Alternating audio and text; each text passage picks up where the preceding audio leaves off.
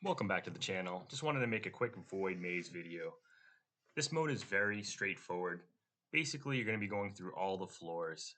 Take the most direct route to the final boss. And then when you finally hit floor 5 and you kill the final boss, the best way to win this Void Maze is just to keep hitting the final boss. You'll end up netting more honor points that way rather than going back and trying to clear some of these other stages. In general, you'll get about 12,000 honor points, something along those lines, and more if you once you start hitting even harder. Whereas if you use an attack on this one, it's only going to be 1,800 honor points. So it's pretty straightforward. You're ranked by honor. The rewards you get, regardless of what you fight, is going to be basically the same amount of tickets you get. So it's not an advantage one way or another potentially for those tickets. But if you win, you're going to get better rewards. I believe they have it right here somewhere. Rewards up here. And if your guild gets first, you'll get 5 of these chests. So another opportunity to get one additional Key of Fate or, Starstone compared to second, and then one more compared to third, and then 3 more compared to, etc. You get what I'm saying. Also, you get more diamonds and a bigger bonus. The other thing I just want to quickly talk about is the shop. In here, it's pretty straightforward. You're going to want to go for Starstone, the key. This is what I recommend. The talent fruit, and I recommend getting this potential unless you're maxed out on your main heroes. And then at this point, we still have more days. I'm going to get more tickets.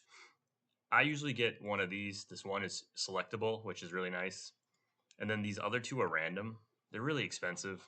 I usually end up getting the second one. But sometimes I toss in the fact that I like to get these fate selectors.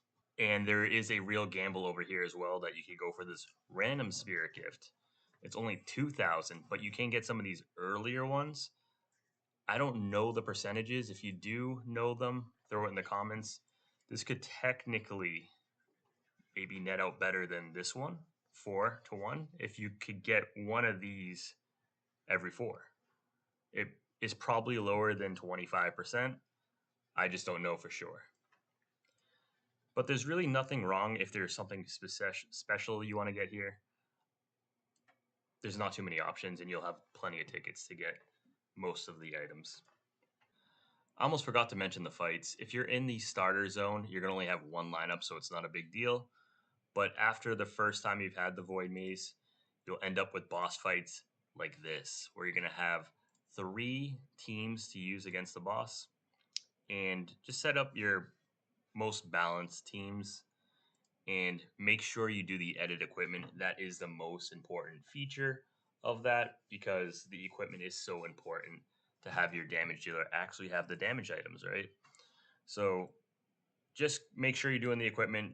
You don't need to make your best team. As you see, I'm just using the Nimbus one here. It's not my best overall team, but I try to balance out my squads here. And yeah, that's basically it for the fights. Everything else is pretty straightforward. And so the last thing just to cover is these special dispatch rooms. Make sure you're doing them. They cost nothing except your time. You can go back floors and assist your guild with ones that are not complete. As you can see, my guild has completed them all along the way. I can go back and collect the treasures here, and yeah, it's pretty straightforward. You can also use the rally button here. And I'll leave it right here. I just wanted to make a semi-quick video to just talk about my thoughts and how I go about it and the best way to win. I see a lot of guilds make the mistake of attacking these side boss missions right here, these little imaginary sentinel, or it's not here, just the other units. Don't recommend doing it. You're going to get way less honor, 1,800 compared to, I don't even know how the Krakens are hitting the whales, but let's say 12,000. So it's significantly less. And just to recap, the recommendation is get directly to the final boss and just keep smashing the final boss. Don't stress too much about the shops. Just buy what I recommend.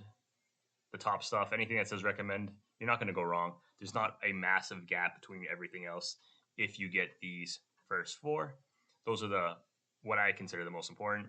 And have fun. It's a little fun event, and I hope your clan guild comes in first. Unless you're facing me, then you can come in second. All right. Take care.